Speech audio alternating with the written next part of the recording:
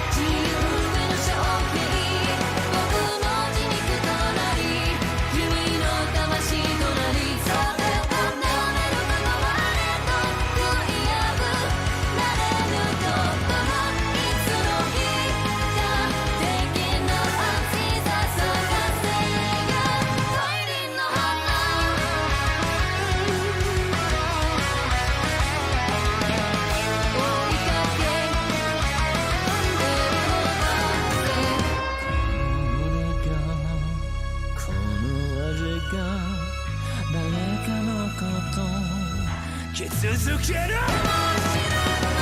憎しみや恨みを生んでしまうのかもしれない正解のない世界に苦しんでそれでも受け止め我らは叫ばなければいけないんだ心がうついて思い描いた自由への衝撃僕の意図であろう君の願いであろうそうで固めることもあれと悔いやくなれることもいつの日かできな信じたのは一輪の花触れてくれてその時にあがいてもがいてまみれもやみながらも永遠の中にわずか輝くそれをその手に掴み取り勝ち取るためには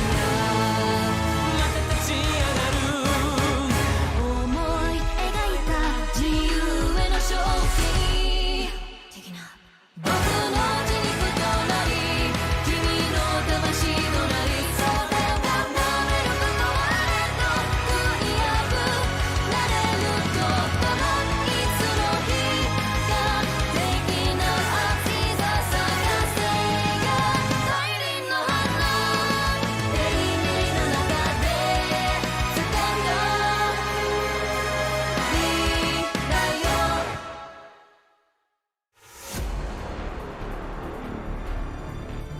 It is the year 2073. The Cryptoverse is a war zone. We are the defenders, leaders, and protectors of our universe. We are the ChainGuardians.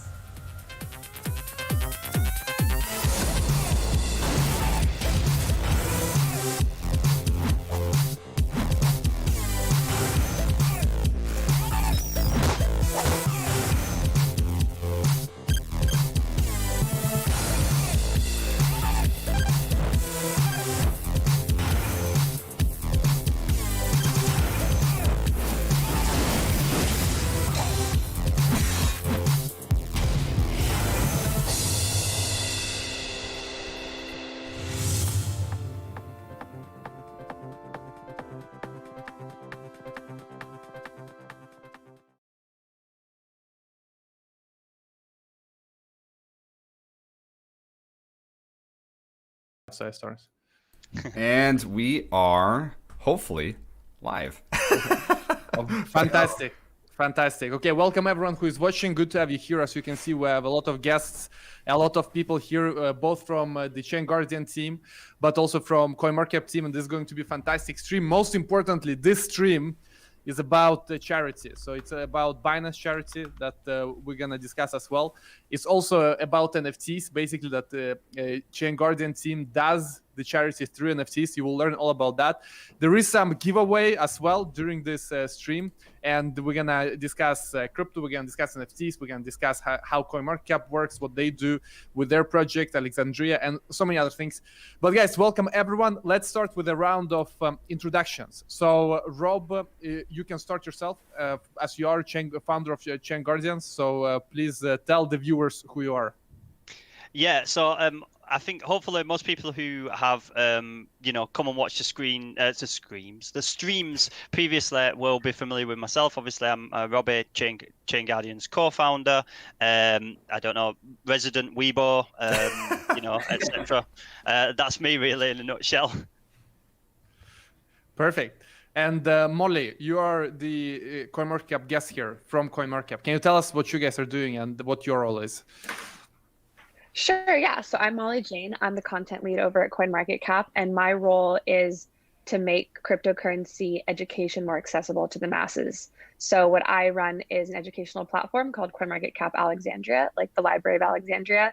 And our goal is to collect all the information about cryptocurrency online in one easy place, right along with data. You can find out more. Yeah.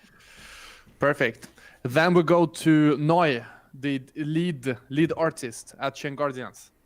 Yes, so I am the lead artist, as you said. I design all the characters up until this point, and that's it. Nothing more to say. Everybody's really chatty for you today, Ivan. Yeah. It's still early morning in the US. I think that's what it is. And Ben, the Chief Communication Officer. Ivan, thanks for hosting us today. My name is Ben, Chief Communications Marketing Officer for ChainGuardians. Y'all are going to like me because I'm the one that's giving stuff away today. I have the power of the red envelopes. And thank you both, Molly and Ivan, for being here and joining us today. It's obviously a pleasure. Fantastic. And my name is Ivan, IvanOnTech, also founder of Moralis, Web3 infrastructure project. And it's also a pleasure to be here hosting this stream. But let's start with Ben. So can you highlight what's going to happen in the stream? Why are we all connected here in this live stream? Yeah, dude. So it's exciting stuff. We're joined and we're going to celebrate the collaboration with CoinMarketCap, ChainGuardians. We get to talk a little bit about ChainBoost, the incredible revolutionary NFT DeFi oriented boost pad protocol that was just announced as kind of the sister project of ChainGuardians. We have Captain Mark, which is the CoinMarketCap NFT, which is 100% proceeds going to charity. So we're super excited. There's an auction for one of the rarest NFTs down in the description. There's a giveaway tweet down in the description. So we're going to be doing all kinds of giveaways, 3 NFTs, a bunch of merch, CGG throughout the whole live stream. It's going to be kind of spread here and there. So make sure you stay tuned for the entire live stream. And how do the giveaway looks like? How do they look like? I know there's some red envelope. How can people participate? Yeah, of course. So actually, we'll start with the first red envelope right now. So hopefully no one blinked. But we'll have another one at the end of the stream. The giveaway tweet is one of the first links down in the description. So you have a couple more minutes to get entered. If you're interested, go over to Twitter and make sure you follow all the rules and regulations of the tweet.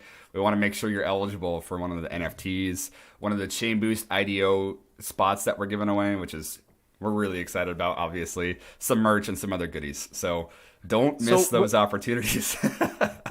When you said red envelope, I see something happened in the chat, basically that people get a code that they need to go and they need to get at Kucoin. So that is the first person that gets it, that writes it, that will get it, or how does that work? Yeah, there's 30 people that get that. So the first 30 people that click on that, activate their Kucoin accounts, will get some CGG. So stay on your toes because there's another one coming at some point throughout the live stream. Got it. Okay, let's go to Molly from CoinMarketCap. Can you tell us a bit how do you guys work with crypto assets and pricing and things like that? How do you what is your process and mindset when it comes to that? Well, so as you may or may not know, CoinMarketCap was one of the first websites in the world that shows the accurate price of Bitcoin and other cryptocurrencies as compared to fiat currencies. This is obviously very important because if we are not accurate, then people may panic sell, they may panic buy. I don't want to, toot our own horn and say that if we have the wrong price, we could crash the markets, but it definitely has been alleged that there's a lot of responsibility on our shoulders. So with that in mind, as you know, over the past few years, we've done a lot of different things to make sure our prices are accurate. We've added a liquidity metric, we've added like the web traffic factor, et cetera. And so now I'm confident that when I look at CMC, I know what the price of Bitcoin is. Yeah. Right. So with that tech stack, and like you say, you have a lot of factors that determine the price, and you can ensure that there is no shady things going on. Because we've seen a lot of problems with volume spoofing and exactly how the price is determined on many exchanges. Some of them might mess with the numbers. But if we look at the consumer instead, how do you ensure that the consumer has great experience when using CoinMarketCap? And what kind of advice can you give to someone building some kind of other crypto service? How do we make sure that the consumer likes it? Sure. So if you've been paying attention to CoinMarketCap, again, over the past year, we have released so many new products that I sometimes lose track of them directly for the consumers. Some of my favorite ones that have come directly from consumers, just our users commenting on Twitter until we realized they had the right idea. For example, is our portfolio feature. And now our multiple portfolio features. So CoinMarketCap, you can actually enter in all of your transactions for any cryptocurrency, and you can see all in one place, how your portfolio is going up and down. also have recently added watch lists, so you can see which coins you're tracking. Your watch list can be public, so crypto influencers can make a watch list, share it on Twitter, and you can kind of see the kind of coins they are trading or they're not trading. Another important thing about CoinMarketCap and the way we always want to show people how open we are, and so we have this thing called a confidence score. I'm not sure on market pairs. So if you're a user that's new to crypto or experienced in crypto and you're curious whether a pair has a liquidity or not, or whether it has liquidity and you're not sure if that exchange's liquidity is necessarily real, you can check out our confidence score and be confident in picking an exchange that you then want to use.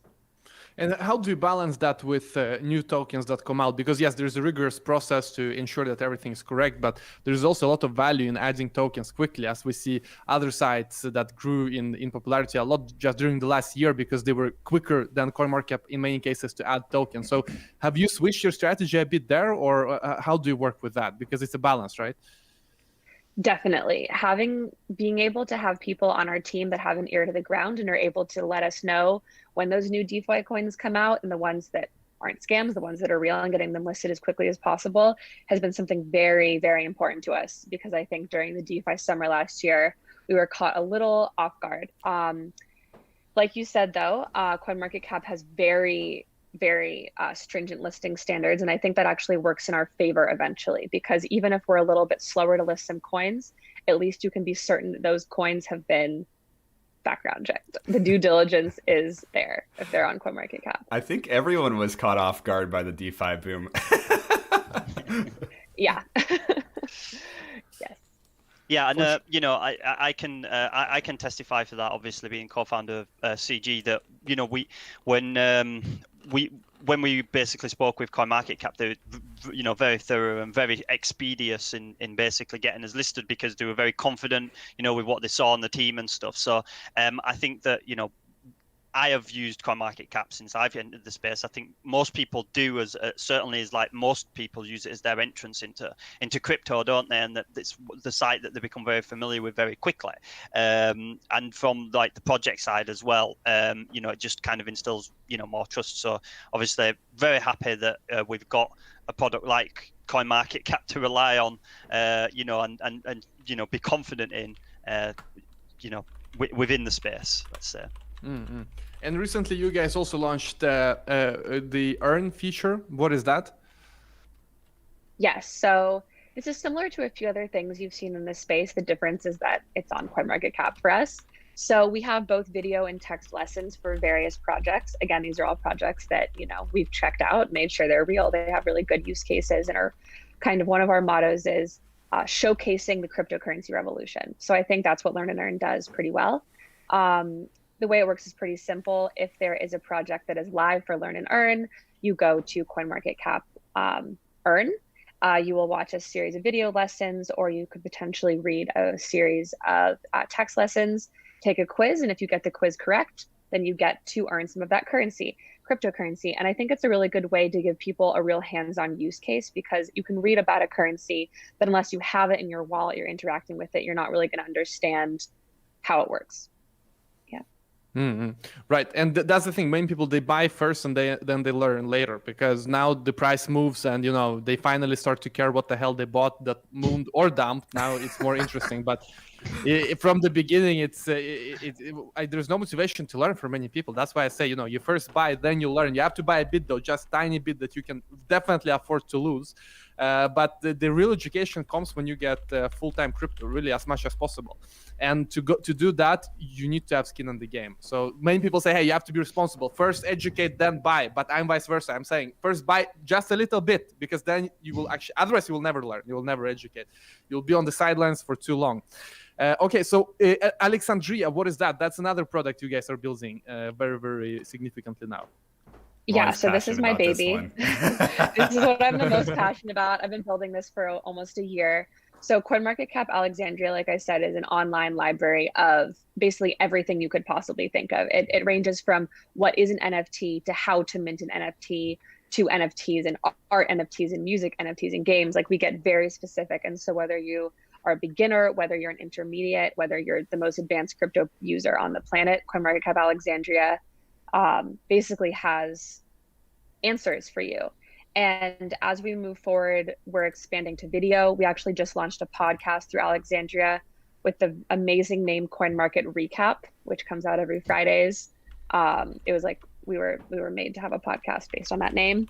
And I think that crypto education through Alexandria and through everyone that does it, you know, there's Binance Academy, IvanOnTech obviously has their own academy. Most people, when they ask me, oh, what do you do? I will send them links to some YouTube videos from, like I said, from the people that are here, because people need to, before they even can get skin in the game, they need to, you know, understand what a blockchain is. And that is what Alexandria and what other people in the space are doing so well.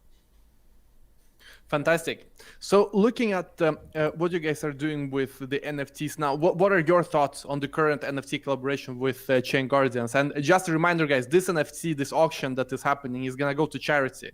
And maybe you guys at ChainGuardians can show also where people can be in the auction.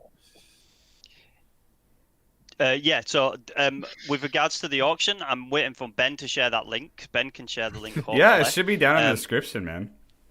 I don't think for the number 3 it is, but we can show where the rest that you can buy the other ones, right? Yeah, let me see. So the CoinMarketCap NFT is ready for action. Don't miss the auction. Is that not it, mate? Because we have the giveaway tweet first. Yeah. And then the CoinMarketCap NFT is ready for action. Don't miss the auction. Let's have a look. Let's have a look. Oh, I just opened it. It looks so cool. Yeah, so there we go. I'll share screen. My bad. Making you work for it, man. I know, right? So I'm gonna just share the screen now. So in about 1 hour, I think it is. Yeah, 1 hour. This is, you know, we were super pleased and proud to obviously get listed and added onto you know, the Binance marketplace. Obviously, you know, Binance is a very powerful name in the space, and we have good relations with a number of different individuals within the BSC ecosystem and beyond.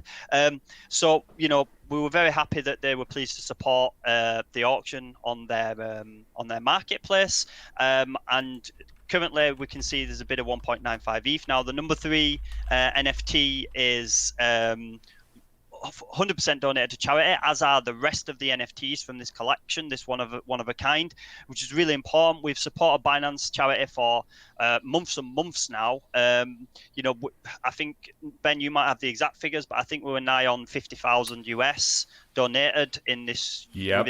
Year to day, man. Year to day, we are about $50,000 today's worth of donations to Binance charity, or charity in general. We also did the COVID relief campaign with Polygon as well. So about $50,000 of today's worth to charity, which is incredible. Just hugely proud of our team. Absolutely, and it's something that I think if you're in the crypto space and you're in the crypto space full time, you know, whether that be games, whether that be trading, whether that be DeFi, whatever it is, you're a fortunate person in this world. And I think that it's really important that, you know, we just reflect on that sometimes, and where possible, give back, right? So very proud of what we do here. But as you can see, I mean, not to dwell on that too long. I mean, people will love this NFT. Regardless of where the money was probably going, to be honest with you. It's another one of the animated NFTs that we've done. There's only a couple of these. We'll get Noy to talk about it a little bit, but I have to say it's very much jumped way up in my kind of favorite NFTs that we've done, just because it's so unique in design and creation. So yeah, currently you can find the link as Ben suggested and accurately suggested in the description below.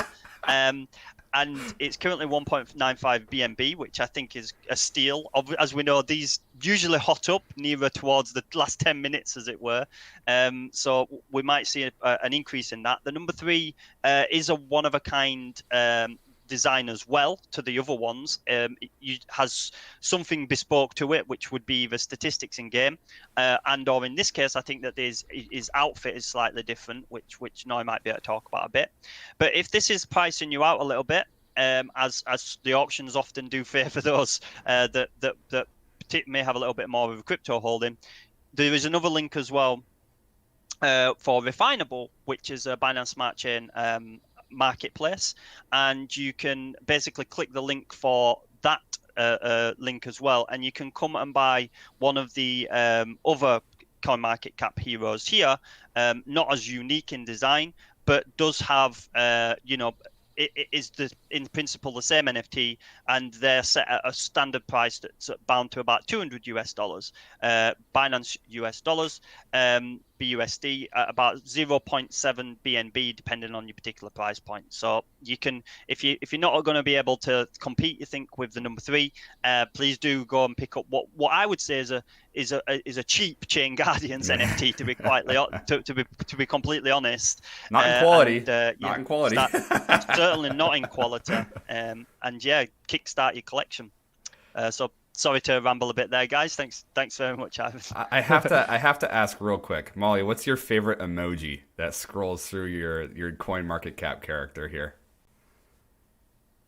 Well, I just like the rocket because I still want Bitcoin to go up. Fair enough.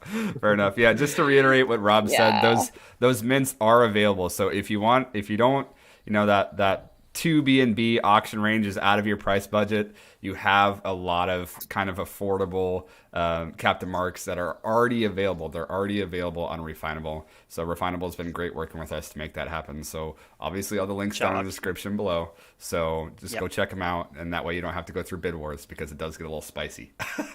Sorry, Ivan, back to you, man. Fantastic, guys. So talking about NFTs, how does the creation work? That's very interesting, I think, for many people. And we have Noy here that is the lead designer also and artist of all of this. So please tell us how you do them and what's the process when you get an idea, and how do you even get ideas for NFTs? Yeah, so it's been awesome working with CoinMarketCap on this character. It's really near and dear to my heart for so many reasons. First, it's based off of like one of my favorite animes of all time, kind of like the I don't know if you guys know One Punch Man. I always refer to it in every stream. It's ridiculous. I think my coworkers are probably sick and tired of hearing about it. But another reason is because of the charity aspect. I mean, just to get a bit serious, charity work has always been in my family. My family has a history of disease, so charity has helped my family out quite a bit. And so every time I hear charity, I'm 100% on board, and it's that's why I get excited. I haven't told anybody this, but that's why I get so excited when I hear charity. It makes me want to animate better, draw better, everything better. So, and I think I did a pretty good job with this character. He's very lovable. He's definitely one of my favorites as well, and it's actually the reason why I thought about making the cards animated. Before all of this, we had these flat 2D kind of just flat art as NFTs, but then now I think going forward we're gonna be doing more animations because of this, because I think it adds so much more value, and right. It's so important. I don't know. What kind of tools do you use for creating? Is it Photoshop, Illustrator? How do you do that? Yeah, I use a drawing program called Clip Studio, and then I bring it into Photoshop, the color, and then I bring it into After Effects to animate. So it's a 3-step process. It's way more work on me to do the animation, but I think it's worth it. I keep complaining to Emma all the time. So why are you doing this to me? You keep piling on the work, but giving me less time to do things. It's not fair, but I love it so much. It's a dream job for me. So to be able to work on all these brands, and NFTs are just blowing up. So it's very exciting. Yeah, and I think it's very important for people to hear from the artists, because at the end of the day, NFTs is the new art, and a lot of what adds weight to it is that the artist explained how did he do it, why he or she did it, and the thought process, the emotions behind. So it's fantastic that you explain that.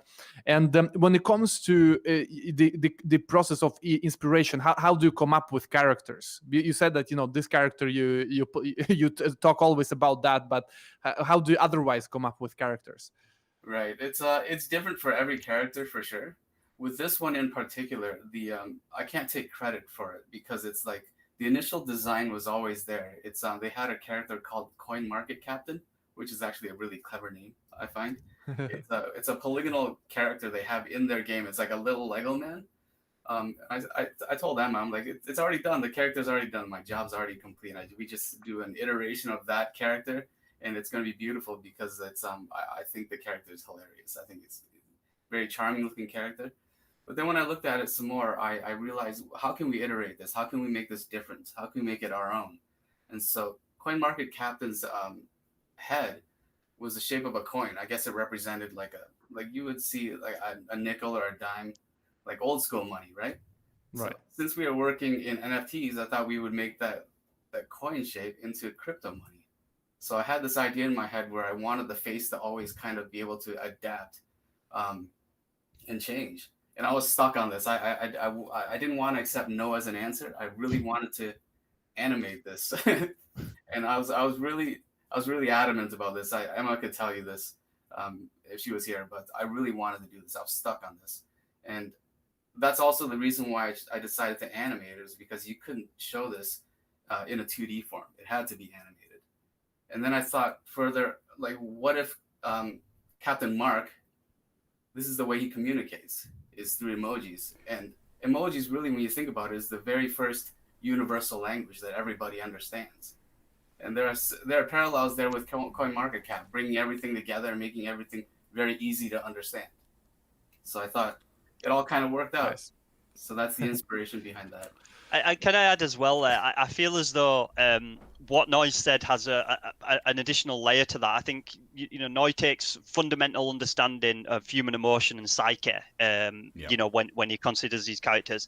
But then when we look and we reflect on this, when he shows us these, and we then apply crypto logic to it, and the wider kind of cryptoverse, right? Because Noy's obviously traditional, came from traditional space, traditional artistry.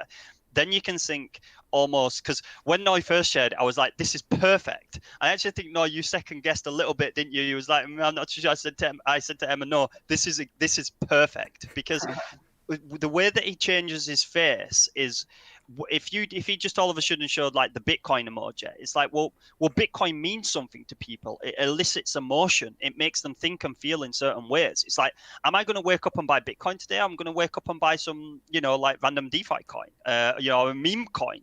It reflects our different states of mind at different stages of when we are, purchasing different tokens and coins, and that kind of and in terms of the macrocosmic perspective, or on the human element, like the collective unconsciousness, the coins and how Captain Mark shows his face and what he shows at what time, very much can align with how we're feeling with respect to a particular coin, or and the logo or the token image of that coin can reflect those emotions too. So I think that there were just so many different layers of how I reacted when I first saw this character to Noy's design. So I just wanted to add that as well. 100% agree on that. 100%. And in what kind of way will this NFT be used in the game? Because I know that you guys have RPG game, and this NFT is not just art; it will actually be usable. So maybe you can share a bit about your RPG game and what kind of the value the different NFTs have in that. I'm gonna let Ben speak on this a bit, because I think that he eloquently delivers, the use case and understanding of the ecosystem and how NFTs tie into that really powerfully. I think even, I would say articulates that probably more powerfully than I do. So I'm gonna. Ben, you go for that, man. I don't know. Now you're putting me on the spot, man. As I have 3 different lights from all across my room on me. Yeah, so NFTs, as most people here probably know, are digital assets, right? And traditionally, these digital assets, they're like collectibles. I used to have swords on my wall, and I'd be like, these are physical, assets and collectibles. But what ChainGuardians NFTs allows you to do is interact amongst our different gaming platforms. So you have this digital asset, and now you can use it in this passive world's first NFT mining game, which essentially you stake your NFT for the opportunity to realize passive income or on-chain rewards. Currently, we have Bondly, Mix, CGG, with a couple others to be added soon. And so we're really expanding this idea, this mindset of what it means to have these digital assets. We're saying, hey, you have these digital assets. It's cool now. Let's give you a pathway to do something with it. So we're empowering digital asset holders to interact with their investments, or not necessarily investments, but they're digital assets. But we're also allowing them to be used in our turn-based roleplay game, which enables gamers to own all their experiences because it's free to play, play to earn. So, for example, you buy Captain Mark. Now you have Captain Mark. It's yours. looks cool, winks at you, does all the great things with the emotions, as Noi has eloquently designed for us, which is awesome. Love it, right? But now you can also use it to earn on-chain rewards through NFT mining, but it then is allowed to be a character in the turn-based roleplay game, which also allows you to realize all of your achievements. So I use this analogy all the time because I'm a World of Warcraft geek, right? All those / played 500 hours World of Warcraft, chilling there doing nothing in Stormwind and Orgrimmar. Now you're able to monetize all of your accomplishments and own all of your experiences, which is really cool. So we're really trying to empower the entire spectrum by creating these user-friendly, frictionless experiences in which allows gamers to own their experiences and be rewarded for their time, energy, and efforts, while simultaneously creating these exciting pathways for digital asset holders to realize on-chain rewards. Yeah, and I think on top of that as well, the bridges. Right now it's a macrocosmic issue within the blockchain gaming and the NFT industry. It's like, how do we market to mass gamers or mass ice or whatever it may be? And I think that the purpose of these different experiences is that we're able to lure people in with a more traditional gaming style. And then start to educate them and allow them to explore the ecosystem, which is underpinned by more blockchain technology and fundamental principles around decentralization and proof of ownership and interoperability and so on and so forth. And I think that it's really important that NFTs have utility and use case and multiple of them to excite users and keep them involved and keep them learning about the beauty of these different kind of concepts that we're all really super familiar with. And everyone's aware that it's very easy to mint an NFT and then sell it for 0.5 ETH to 1,000 users. It's like, well, they buy it. They're like, yeah, we're super hyped, want to buy this. It's like, all right, what can I do with it now? Nothing. It just sits in your wallet. Yeah, well, and it's so important for NFTs to be able to, for example, have staking, because otherwise it's an opportunity cost. Like you say, I can have ETH, I can do so much with ETH. I can do yield, I can switch it to altcoins, I can speculate.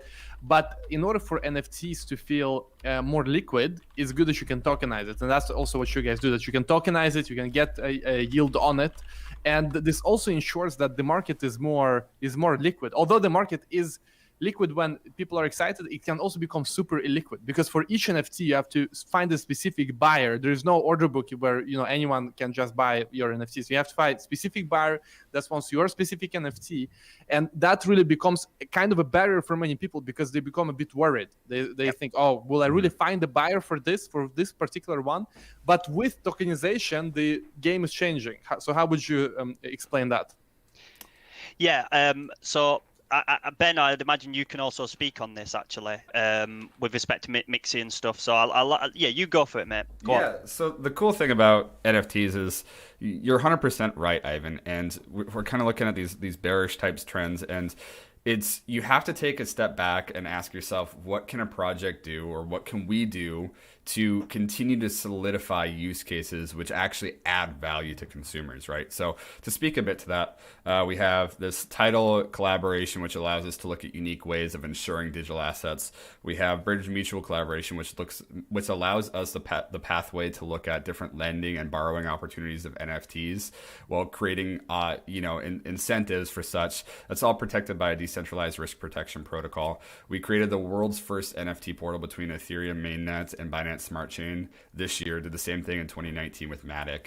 And so what we're doing is, in order to kind of create value and say you can do something past just holding an NFT, we have to create this market in an accessible form and add incentives where people really are immersed in the experience, right? So what we're doing as a company is we're combining these traditional things, such as insurance, such as DeFi aspects, whether that be with lending and borrowing protected by decentralized risk protection protocol, or staking, which allows you to earn on-chain rewards and monetizing kind of these passive efforts. What we're trying to do is really focus on adding value through all avenues of NFTs. And Rob, maybe you can speak a little bit on the Mixie specific theme that you had in mind, if you don't mind. Yeah, just that we really pride ourselves at ChainGuardians about pioneering what we think is potentially let's say game changing or front of the line kind of blockchain technology in terms of, you know, what's going to allow people to find new use cases, or to, like you say, you know, find yield or whatever it may be, a DeFi, etc. So what we did with PancakeSwap is we created the first syrup pool of its kind, where what we did is we fractionalized an NFT, and you could stake your cake to earn what we call is a BEP20 token called Mix. When you have basically acquired enough Mix, you bring it to our website, you know, you unlock your wallet, and you can redeem one of our Mixi NFTs, which is an NFT on the Binance Smart Chain. So many kind of new concepts there, all amalgamated into one. It all forces users to educate, to learn. They enjoy doing it. They see the reward at the end, and then they get this NFT. It's like, oh, it's not like I can do nothing with it. Once I get that NFT, I bring it, I can mine with it, I can play in the RPG, and she looks awesome. She's such a beautiful NFT as well. You couple that with other games, a new game that we're actually, you know, in the design phase of right now. You know, there's 3 different use cases. You could even refractionalize it. You can portal it across to ETH and sell it, whatever you want to do, you know. So it's just a case of we're constantly looking for new ways to, you know, excite users, to educate them, and you know, just give them opportunities to do different things with them, really. Yeah. And that's how the space is also becoming so complex in terms of data, and it's so important that we have CoinMarketCap and other providers that make sense of that data, because of course there will be someone, maybe it's CoinMarketCap, that does this analytics of the different fractions of NFTs, how they trade, where they're staked, who is staking, who is fractionalizing, because at the end of the day they become like tokens. A share in an NFT is like a ERC, like, or BEP20 token. So that's, and the concepts are becoming more and more complex with each and every month. It feels like just a year ago nobody was talking about total value locked. Then Uniswap became huge, and if you think about it, it's like a year ago. Before that Uniswap was non-existent basically, and now we have liquidity, and now they have concentrated liquidity in version 3. It's becoming very complicated. So that's something that for you guys at CoinMarketCap to figure out. But it's also fantastic because it's so much opportunity for people. Yeah, and I think, Ivan, you know, I think it's important that we highlight what, you know, for example, what you do as well, you know, over at Moralis, and also with your educational contents on IvanOnTech. I know a lot of people whom, you know, in my actual life directly connected to me, who come to me, it's like, you know, that first time it's like, ooh, Bitcoin's mooning. How do I buy Bitcoin? Well, you don't right now because it's just at a all-time high. But, you know, and it's like, oh, have you heard of a guy called IvanOnTech? I'm like, yeah, of course. Like, you know, and they're like, oh, we'll check out his educational content, or what's CoinMarketCap and whatever else. So, you know, 2 very key things there. And so the educational stuff that you do at IvanOnTech is amazing. And obviously now you're building Moralis, which is much further along the line than I realized when we had our chat. And the tools that you're referring to there are very much kind of, there's loads of opportunity with Moralis. I'd love you to talk a little bit about you know, the opportunities with regards to data tracking and so on with Moralis. Yeah, so we build developer tools because we think that building Web3 dApps should be as easy as building Web2 dApps or a normal Web2 apps. You just have 1 line of code to log in a user, 1 line of code to reset password, 1 line of code for everything, because the tools are so great. If you want to start a Web3 project, it's a mess because you need to figure out how to get balances, NFT balances, historical transactions. You need to do it cross-chain. You need to figure out how to merge different blockchains, like, for example, Binance Chain, Solana, Elrond, they have different tech stacks. So Moralis is a way for all developers to use simple JavaScript SDK and build quickly. You log in a user with 1 line of code, you instantly know everything about that user on all chains they're active. With 1 line of code, you can get all the information. You can create a wallet in like 5 minutes because it's all served for you on a silver plate. So that's what we do. And we find that this is so needed because development in Web3, it's a bit disappointing when people first join. Why? Because they look at Etherscan and they assume that the functionality that Etherscan has is available to everyone through the Web3.js library. That is a kind of, you know, standard node information you can get by just talking to a node, but you quickly realize that by just talking to a node, you're very crippled. You cannot get anything. And then you need to build your own backend, your own off-chain calculations, and that's what Moralis provides. Basically, the functionality that Uniswap has, Etherscan has, Compound have, all these big dApps have, we have summarized them into an SDK, and we give it to our developers. And of course, we run huge infrastructure to make it happen, to run indexing, to really ensure that it's all on a silver plate. But it's amazing that we also can potentially do something with ChainGuardians and can support you guys. And of course, also with CoinMarketCap would be great to figure out something, because one thing is for certain, this industry is so huge now and it's so complicated that no one player can do all data analytics and all data themselves and run all infrastructure themselves. It's becoming absolutely huge now. And the concepts, I mean, what I think is most interesting is that the concepts are so high level now. For example, to calculate liquidity, you cannot just ask, the node. There's a lot of, for each block you need to do a bunch of calculations and then index that next block, do a bunch of calculations. So yeah, it's becoming huge, and it's so fascinating and fantastic. And the question is, how do you make it available? How do you make it usable so people can build on top? Because the quicker we figure out how all of this data, all of this tech is usable, that more developers can build on top, the better, because then it will be exponential growth in dApps, in developers, in use cases, and then we truly grow this crypto pie, because this crypto pie now is very small.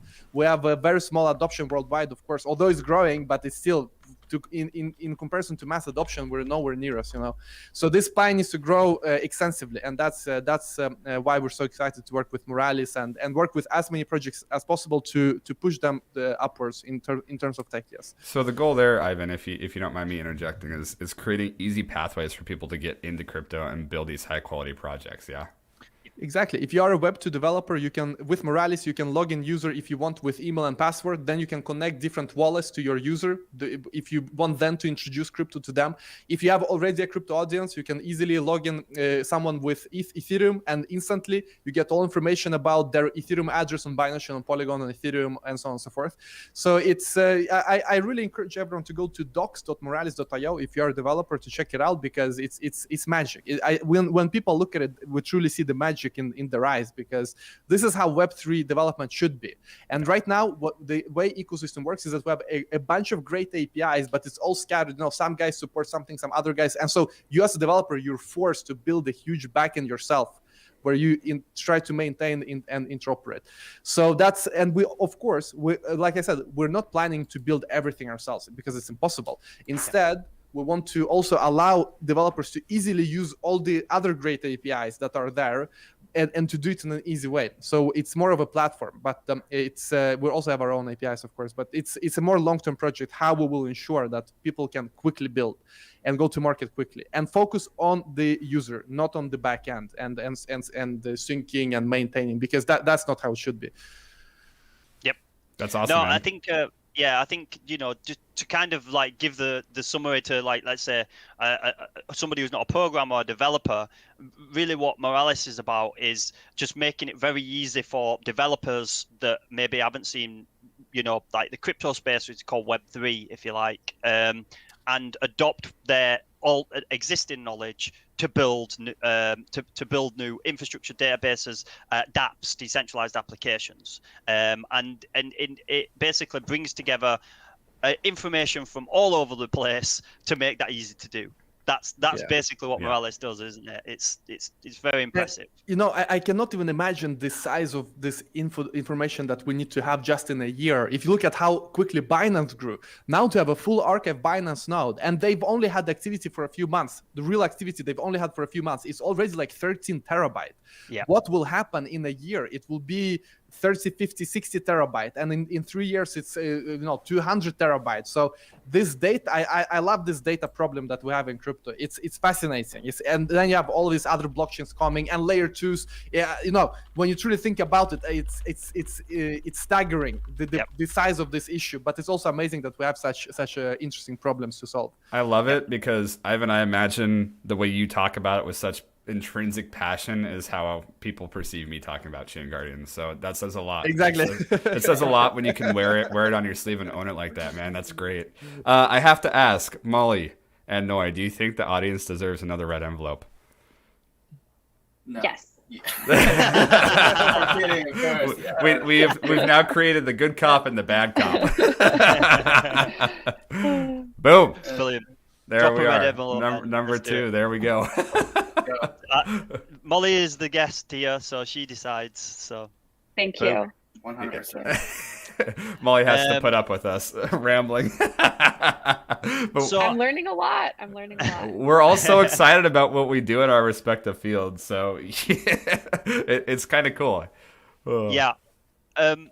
So I think the last thing before we should probably open up to the audience is just like to very quickly talk about ChainBoost, which is a new product which is powered by the ChainGuardians ecosystem, and effectively ChainBoost is a protocol which looks to essentially incubate and where necessary enable new projects that are coming into the space to do fundraise through the boost pad. And I think the one thing that we really want to highlight about ChainBoost is, the IDO thing is was very new, and it was fantastic because it enabled new projects to come and raise funds in a decentralized way, right? Up until recently, or before pre-IDO, you were really looking at the traditional IEOs through basically raising funds through exchanges, if you like, or other avenues. But the IDO platforms have been superb in revolutionizing that. But obviously, with anything new, there are kind of teething issues.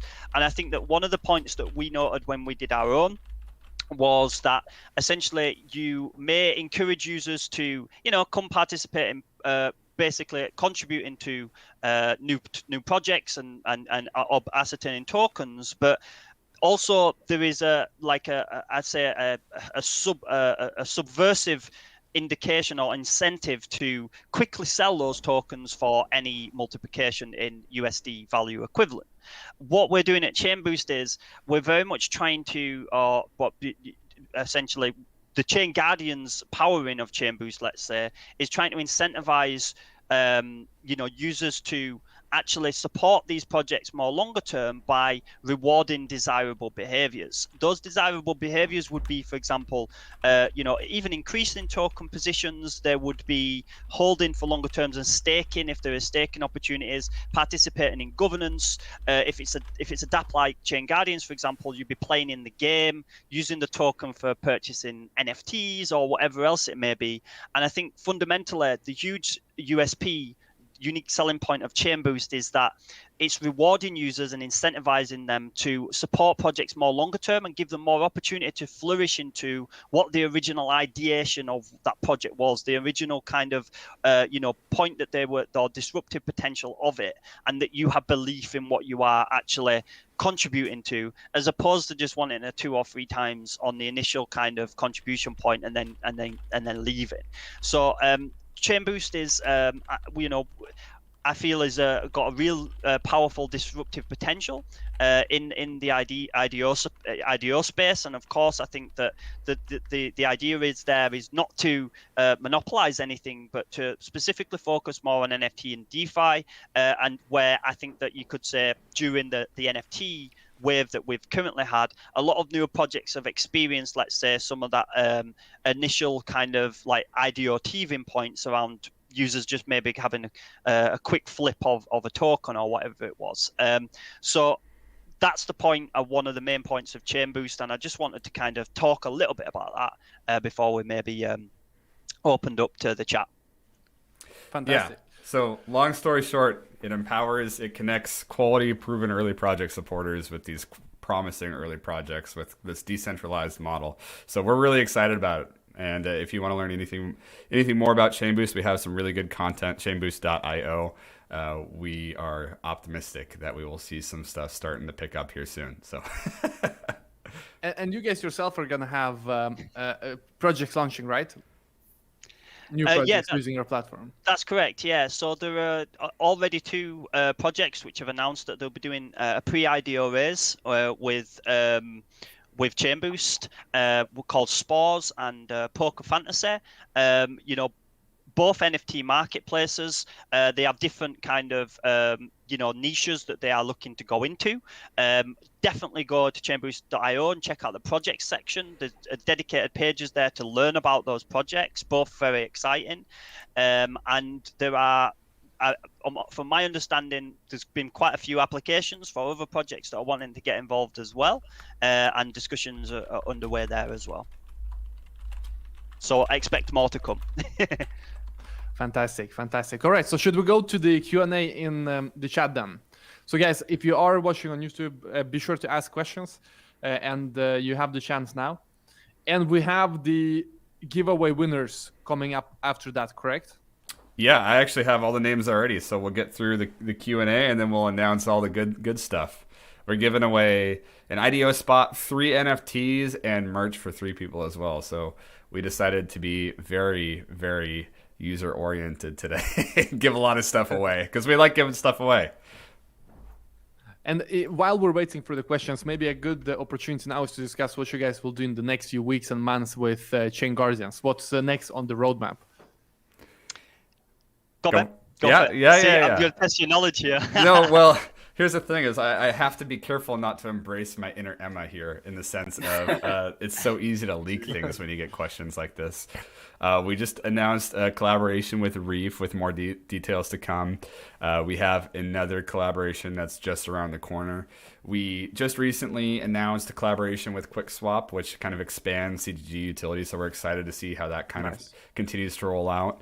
We have internal mining pools, which is kind of this really unique incentivized way to earn these on-chain rewards to the world's first NFT mining platform. We have internal staking on the CGG, on the Chain Guardians website. So the mindset there is to create kind of a centralized place for all these decentralized processes. So eventually, the vision is you'll go to the Chain Guardians website, you have an NFT marketplace, you have you're able to figure out where to buy, sell, transact your CGG, and then you also have internal staking all in one place. So it's really easy for people to get involved in the ecosystem, which is exponentially more important nowadays with Chain Boost, right? Is we want to make it easy for people to get involved in what we're doing as a project, because we're excited about what we're doing as a project. And I think, Rob, that's all I can share for now. Yes. Yeah, I think you've done well. You've done very well. I thought you might slip up in some areas, but yeah, the only other thing is governance as well. The governance is not too far away. Obviously, it's a very slow shift towards what is put onto governance and why. So the governance is expected as well. Hopefully, well, certainly within this quarter, in some capacity or another. So users can start, actively, using their CGG to have their voice with regards to key ecosystem decisions as well. So there's lots and lots else going on under the hood, but we are keeping some of that under wraps, because it's better to under-promise and over-deliver than over-promise and under-deliver, and that's the way that we've all tried to operate, really. We have some questions in the chat. The first one is from Yusuf about any CGG token burn. I'll answer that. No CGG token burn. Lots and lots of reasons for that, but fundamentally, the CGG token is there for governance, and it's there for the game, for the ecosystem, the gaming ecosystem. The CGG tokens and the number is required. There are other considerations for that, but we are, for example, considering a way to, or we are considering opportunities to maybe lock CGG for a few years, and that's more about just making sure that after however long it takes, that eventually CG will move towards a DAO structure to ensure that when the DAO is in place, and it will be quite a significant amount of time, because as we've seen with DAOs, they are imperfect, sadly, but they're also very powerful. But eventually CG will become a DAO to some extent or another, and the idea would be that the DAO will have a fund there to enable it to continue to develop beyond, let's say, whereby whether the founders are still involved or not, or whatever it would be, or the current team in place still has the power to utilize those tokens to propel the ecosystem forward. So token lock, yes, potentially. Token burn, no. So a deflationary-esque type of model is what you're saying there, Rob, yeah? I wouldn't say deflationary. I would just say token lock for the future DAO. Fair enough. Yeah. I was wondering if we could have a question for Molly and Noi here. Ivan, you think we have time for that? Absolutely. Molly, I'm going to put you on the spot, and I don't know if you're going to be able to answer the question. And if you want to tell me to change my background or turn off my camera and go away, feel free to. What are you excited about? Or can you share something that you might be excited about within the CoinMarketCap world besides Alexandria? Because I know you're always excited about Alexandria. Sure. I'm watching the chat questions right now, and I see that someone asked about our diamonds, which is something that just launched, which I can share. So CoinMarketCap has a new loyalty program called CoinMarketCap Diamonds, based on, diamond hands. And right now it's just a very, very beginning stages. I think what you need to do is just log in CoinMarketCap every day to collect diamonds. But in the future, there'll be more things you can interact with. And the question is, will there be NFTs in the redeem section? That part I can't tell you yet, but it's definitely Yes, there will be, Molly. I think might be possible. There has to be NFTs everywhere we go. And maybe, who knows, if there is NFTs, I'm not saying there isn't, sorry to interject there, Molly. I would love for there be to some CG NFTs as well, if that is the route that CMC go. Yeah. It seems like that would be a very definite possibility. I would say anyone in the chat that you have ideas for what you'd want to redeem, just pop them in there. I'll check them out, because those plans, we definitely will have hoodies, I think, at one point, which I want because I don't have one. But yeah, NFTs, hoodies, maybe mugs. Wow. I don't know. I'm excited about the diamonds. I like gamifying things. So I can say this about the CoinMarketCap team. So she's saying drop the comments down below if you have any ideas. Do so, because Molly and the entire CMC team is super responsive. It's been such a seamless process working with y'all. So Molly, I want to appreciate you for making this as easy as possible, because sometimes it's not always as easy as y'all have made it to be. No problem. I don't know how much I helped with that, but on behalf of my team. Yes, no your problem. team as well. Yeah, I think Captain Mark hoodies would be quite cool. I feel like, with the different emoji faces, I think that could go quite cool. Oh yeah, it would be really cool. I'll relay that to my team, and maybe we'll... I think our work together might not be done, Molly. Hopefully not. Awesome. Well, yeah, still many questions in the chat. Unfortunately, guys, we won't be able to take all of them, but let's take a few more. Any plans on CoinMarketCap collaborations with the Chain Boost projects that launched? That could be something to think about. Hank asks about the tokenization, which I think is maybe the most important thing for people to understand in terms of the new technology that comes to NFT. And Hank wants to clarify exactly the process of tokenizing NFT and the use cases. Yeah, so I'll let you talk about the tokenizing process, Rob, but I'm going to, I guess, briefly cover the use cases, because I think we've talked about it quite a bit through the live stream here. But ChainGuardians is really trying to solidify the use case development and continue to expand upon it.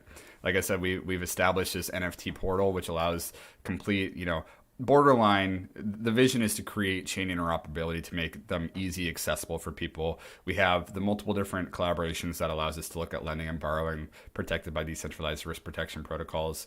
We've talked about how you can stake them to earn rewards and use them as characters in video games, where you can then earn rewards free to play to earn. And so from a ChainGuardians purview, I intrinsically believe that no one's creating more tech to continue to expand use case past the industry norm of it's an NFT, great. So that being said, this question alone can take up way more time than we have time for. So if you want, please come on our social media handles, specifically Telegram and Discord, because we love to have the conversation about what we're doing as ChainGuardians. Because when you have a product that's incredible as ChainGuardians is, and the project is abundant as what ChainGuardians is, all we have to do is have a conversation. We're not going to try to sell it. We're not going to try to market it to some degree where it's over the top and seems unnatural. We just get to have a conversation about it, and we love doing that. So please come find us on our socials, and we'll walk you through every single step as why ChainGuardians has the most abundant NFT use cases there are around. And then, Rob, if you want to talk about tokenization, that's all you, man. Yeah, I'm just going to keep this as quickly and simple as I possibly can. So two things there. future avatars in metaverses for NFTs. That's a possible use case. We're building another game. There's another use case. There's tons and tons of stuff that we're looking at and doing. You know, we want NFTs to, you can use it in 5 or 6 different capacities across different platforms and so on and so forth. Think about network and, you know. But Rob, sorry for interrupting, but one use case is that you can buy just $1 of some huge expensive NFT. It allows you to more flexibility with the NFTs. You can have an order book for the NFT instead of, you know, having one buyer. Let's say I want to sell an NFT worth 10 million. Let's say I find something worth 10 million. I don't want to be looking for a buyer for 10 million. It's going to take a very long time to sell it. Instead, I want to list it as a token, and maybe 10 million people can buy it for $1 each, and then, you know, it's tokenized. So I think that's, you know, the power of this tokenization that everyone should learn about. Yeah, absolutely. Yeah, without a shadow of a doubt. You know, and there are loads of different kind of opportunities that we're exploring with regards to that tokenization model. Like, you know, can I rent, if I own X amount of those tokens, can I rent that token and utilize it for X amount of time in the year, or, you know, loads of different opportunities there. And I think, yeah, that in itself, we could have an entire live stream on. In terms of the process for tokenization, really everything's written in off chain, i.e. all of the use cases provided like through, like, you know, the web side, the game side, you know, not within the NFT. The NFT has metadata, which is a string of like schema of numbers, random numbers, and these numbers mean something in your game. These numbers mean something on your website or whatever it may be. So when you come to tokenize something, you create the token, and then basically all the use case for that is written in off the NFT. So for example, our website says, okay, a user needs to hold this many tokens in order to redeem that NFT. It's not like you actually quite literally, you know, in a program, chop that NFT up into loads of little tokens, and then, you know, it comes back together to create that. It doesn't work in that kind of capacity. You lock the NFT into vaults and make it like unobtainable through smart contracts, unless you have X amount of tokens. And that's the way that fractionalization works. There is no technology that enables you to chop the NFTs into little bits. You have to do it through lock the NFT because of the standards of the token into a vault, and then you have the fractionalized ERC20s or BEP20s to enable you to utilize that NFT or redeem that NFT or whatever it may be. So that's the short answer to a very, very detailed technical question. Fantastic, guys. So thanks a lot for the show, everyone. It was fantastic time together, and thanks a lot, Molly from CoinMarketCap and you guys from ChainGuardians, and it was a pleasure hosting that. And all of you who have watched, smash the like, subscribe, the bell button, and that all bell button, then all you have to click in order to not miss any updates. So thanks a lot, guys, and we'll be all in touch very, very soon. Thank you so much for hosting as well, Ivan. Molly, thank you so much for joining us. It's been an absolute pleasure, and thank you for everybody watching as well. Thank you. Thank you, everyone. Have a wonderful day. 注がれた光の雨瞳に映ったこの世界を守るため立ち向かうそれは心も痩せが痩せ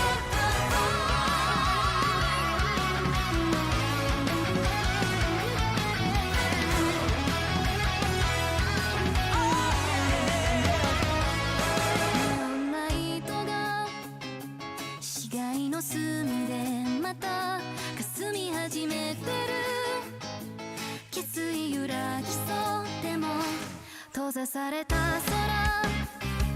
その鍵を壊せばそう握られた刃はまだ持て余されて加速する共鳴が言霊を脈させて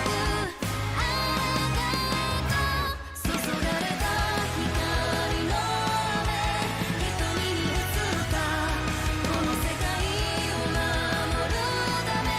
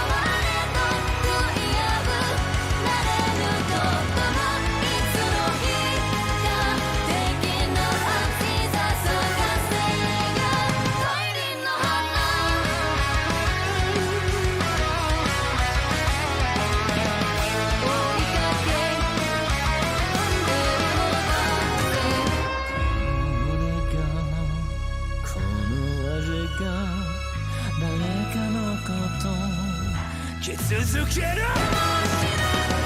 憎しみや恨みを生んでしまうのかもしれない正解のない世界に苦しんでそれでも受け止め我らは叫ばなければいけないと心がうついて思い描いた自由への衝撃僕のエゴであろう君の願いであろうそれがなめることもあれと悔いやくなれることもいつの日じゃできな信じたのは一輪の花触れてくれてこの時にあがいてもがいてまみれもやみながらも永遠の中にわずか輝くそれをその手に掴み取り勝ち取るためには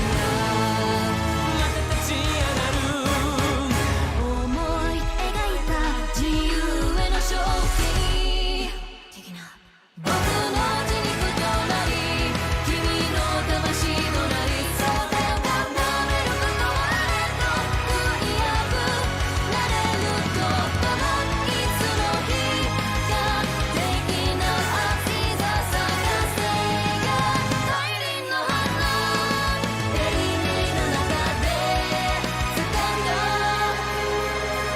未来を注がれた光の雨瞳に映ったこの世界